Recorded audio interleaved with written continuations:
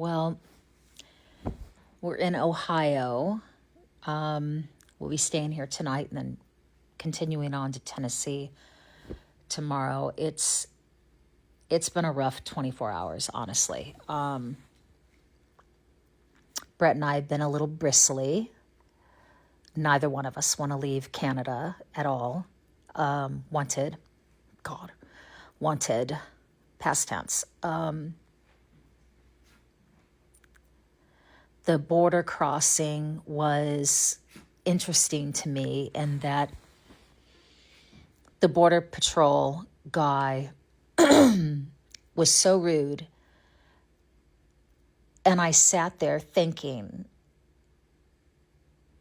as his rudeness just frickin' permeated the car, oh my God, if he's this rude to an American citizen, how rude is he being to my Canadian family? How rude is he being? What's he putting them through?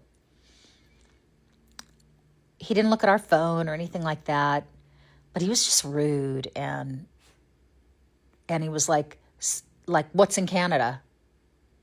And it was like, friends, family, my future. Brett later, this is kind of funny. Brett later said it took everything he had, because I was driving, so I was talking to the guy. It took everything he had not to say Canadians. What's in Canada? Canadians. Maple syrup.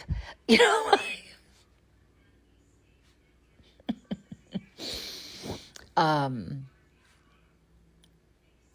hearing noise in the background and it's distracted me, so I don't know what that is. Anyway, so we crossed the border, and the second we crossed, I was trying so hard to be positive, guys. I really was, because I knew we had to come back, and I was just looking around at Detroit, and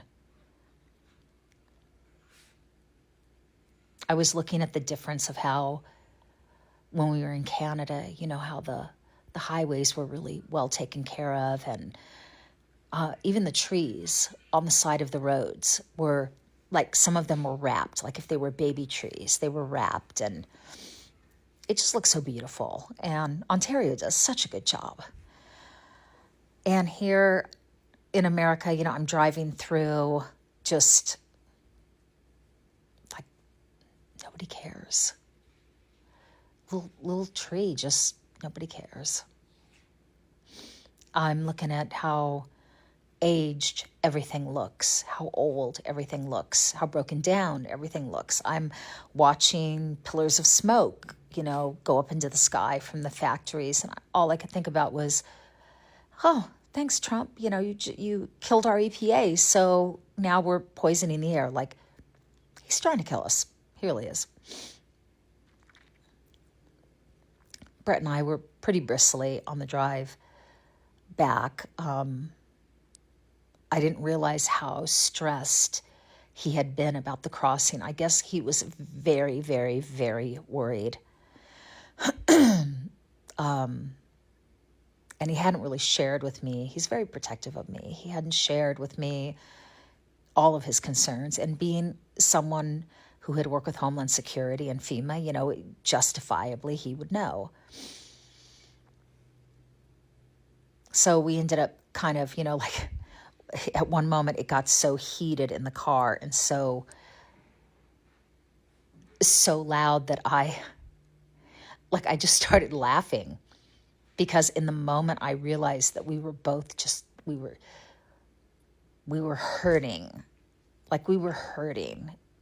It felt like we had left our country behind, is how it felt. And in that moment I just started laughing, because everything we were saying didn't matter. It just didn't matter. In the heart of things, we were freaking upset that we had to leave Canada behind and we had to come back to this shithole. And I know it's so bad to call it that, but it's just how it felt coming through it.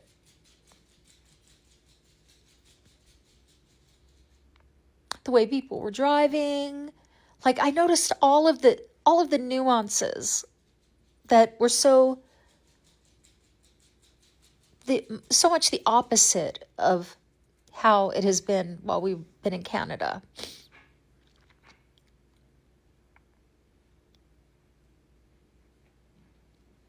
You know, and we're in Ohio right now, and all I can think about is freaking House Representative Jim Jordan, who's a total slimeball. He's just creepy and disgusting, and it's like, this is where we had to stay. This is the 6 hour, kind of halfway point. And we're in a fine place, and then we get here, and there's a fenced yard in the back, which is like a prerequisite because we have the dogs, we have the boys, and I let the dogs out, and they're running in the backyard, and they're having such a good time. And then Bridger somehow gets under the fence and out, and this is like farmland here, like he just goes, and I'm panicking. And I don't want to leave Bodie. Bodie's in the yard. I don't want Bodie to get out too. So I'm screaming for Brett. Brett can't hear me because he's clear on the other side of the property. It was just like, I'm like, oh my God. Oh.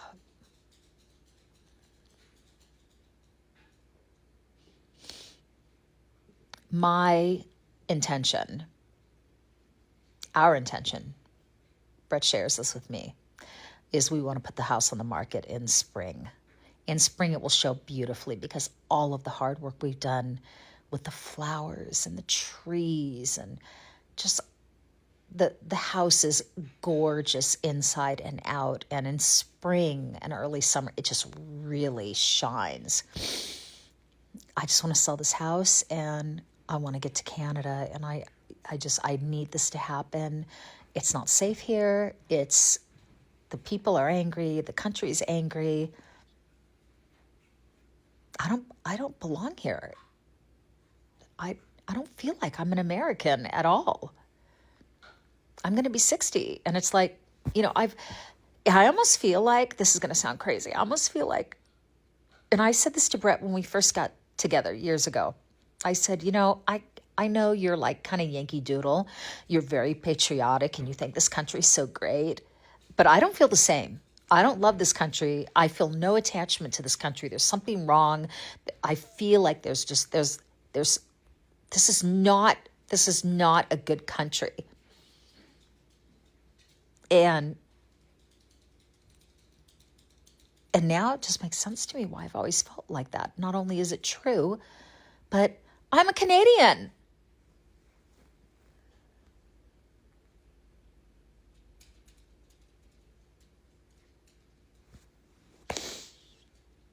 And then I sit down to get on TikTok to leave a message. And what do I see? Thank goodness, a wonderful friend sends me a note saying, hey, I think your account's been, I think someone's pretending to be you. And she sends me the link. And of course I click on it and it's someone totally pretending to be me. And people are following this person thinking it's me. And it's like, instead of East Tennessee Blue, it's East Tennessee Blue 1 cause, COS, like cosplay. And I'm like just add it to the day of just like, this has not been a good freaking day. Anyway, if you see that account, please report it, because that's not me. This is me right here. I hate it here. I don't want to be here. I want my tree, and I want my people. I want maple leaves. That's what I want.